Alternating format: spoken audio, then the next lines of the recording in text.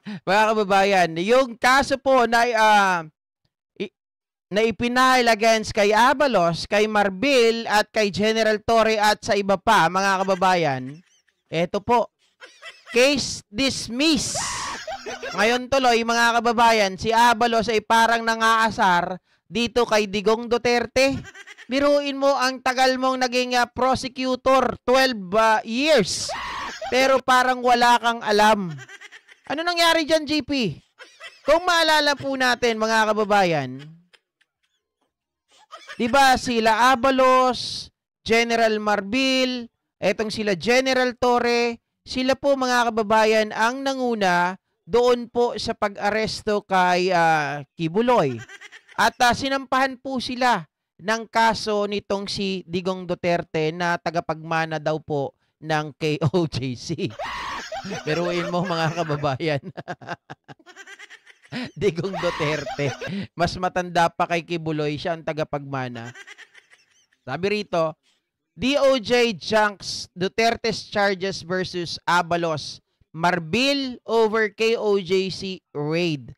The Manila Department of Justice has dismissed the charges filed by former President Rodrigo Duterte against Interior Secretary Benhur Abalos and Philippine National Police Chief General Marbil in connection with the serving of the arrest warrant against Pastor Apollo Kibuloy. Mga kababayan, in a 13-page resolution dated May 13, Assistant State Prosecutor Angelica Laigo Francisco dismissed for lack of probable cause the charges of malicious mischief and violation of domicile against Abalos.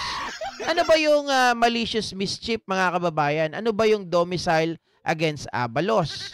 Yung malicious mischief, kung hindi ako nagkakamali, sino ba mga ano dito, mga abogado? Ito yung ano mga kababayan. Kumbaga, tawag dito. Mali ata ako doon Teka lang. Bubuelo lang ako. Bubuelo lang ako. Yung domicile muna tayo. Yung domicile kasi, mga kababayan, ito yung parang yung mga tao ay binabastos nila yung simbahan. Yung mga nagdadasal diyan, mga kababayan, ay ito daw ay kanilang tahanan. Pero alam naman natin, wala naman nagpapatunay na paano, tahanan nyo ba talaga yan? 'Di ba? Oh. Tapos yung malicious mischief dahil sinira daw, mga kababayan, yung kanilang mga properties, yung kanilang mga kagamitan. Alam naman po natin, para namang hindi talaga abogado itong si Digong Duterte. Sa ilan, of course, sa batas, bawal yung manira ka ng gamit ng may gamit, 'di ba? Papasok ka lang sa bahay ng may bahay. Halimbawa ako, mga kababayan, papasok ako sa bahay ni Ma'am Mona Nases. Syempre bawal 'yun. Sisirain ko yung kanyang bahay, 'di ba? Tapos papasukin ko 'yon, bawal.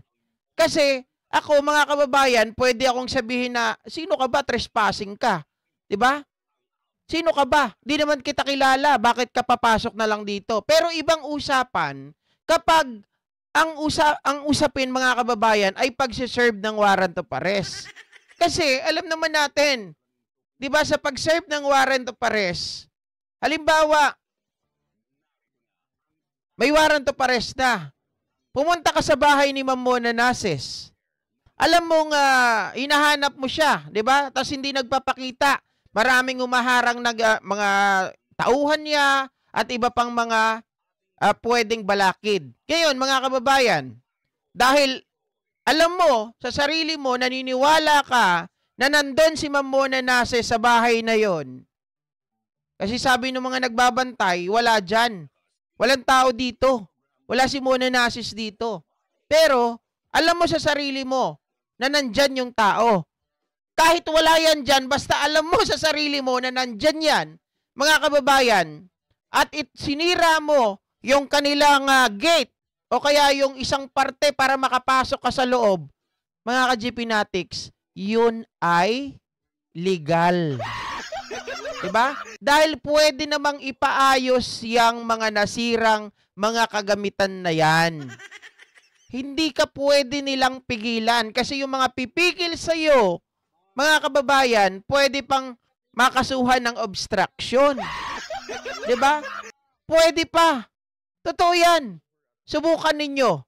Oh, halimbawa may isang wanted, may warrant of arrest. 'Di ba? Tapos itinago nyo, harangin nyo yung mga nanguhuli. Tingnan ko kung hindi kayo makasuhan.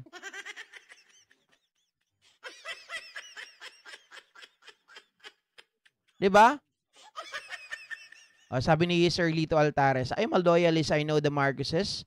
I grew up with the president and they are not like to talk to people's problems. They hate trouble and we all know that they are very kind and very respectful family. That is correct, mga kababayan. Sobrang, mga ito mga Marcoses, sobrang ihinahon. 'Di ba? At hindi sila yung palaaway. Hindi sila yung mga troublemaker. Sir GP, may nag-ho na naman. Ayan nyo yan, nag-ho na yan. Tita Josephine. Tapos ngayon, dito, nagwawala sila. Bakit ganon? Sabi ng mga bulok na mga DDS kanina. Ako na lang mga away, si Sir Lito Altares. Sabi ng mga bulok na mga DDS kanina, ano pa ba nga aasahan nyo dyan? Siyempre, DOJ, executive yan. Kakampihan niya ang tawag dito, kakampihan niya yung kanilang mga tao. Teka lang. Ano naman ang kinalaman? Si Inday Sara Duterte nga 'Di ba? Patas ang pagtingin sa kanya. Hindi naman siya, tawag dito, ginigipit. Dito palagay ko, mga kababayan, bakit mo kakasuhan si General Torre, si Abalos, yung mga tao na to, sino-sino pa yon? Brigadier General Aligre Martinez, Major General Ronald Oliver Lee, Colonel Edwin Portento, Colonel Joselito Clarito, Colonel Lito Aquiangan, Major General Mark Pespes, and Brigadier General Ricardo Layug. Wala pala si Torre dito. Hindi na pala nila isinama. Bakit kaya? 'Di ba?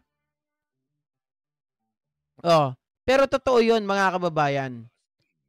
Kapag nag-serve ng warrant of arrest, pag grabe ang resistant at ayaw pumayag ng mga tao na yon, pwede po silang kasuhan ng obstruction. Okay? At yung pagsira po ng gate ng Kingdom of Jesus Christ, yun po ay hindi, mga kababayan, illegal.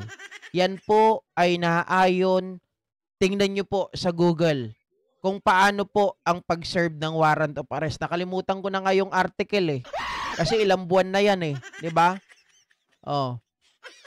I think Article 13, Section 7 or 8, 7 and 8.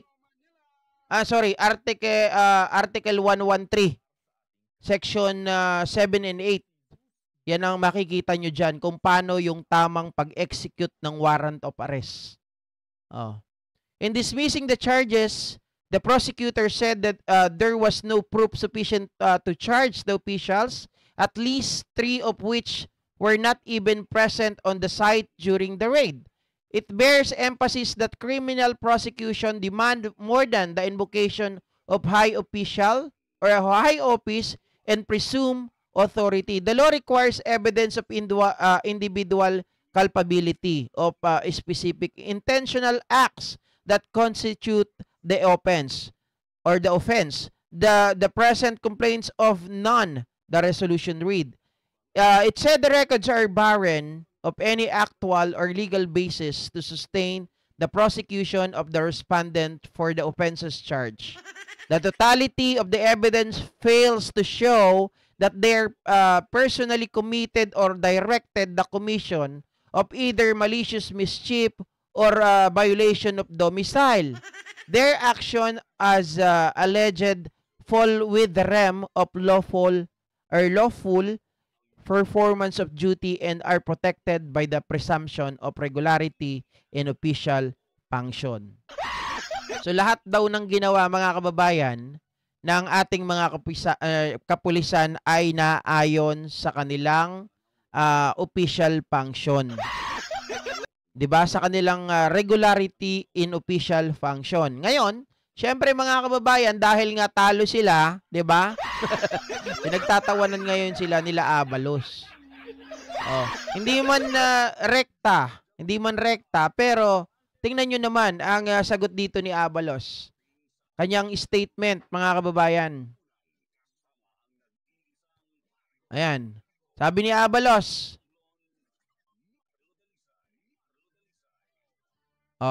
it appears that all our actions were in accordance with the law.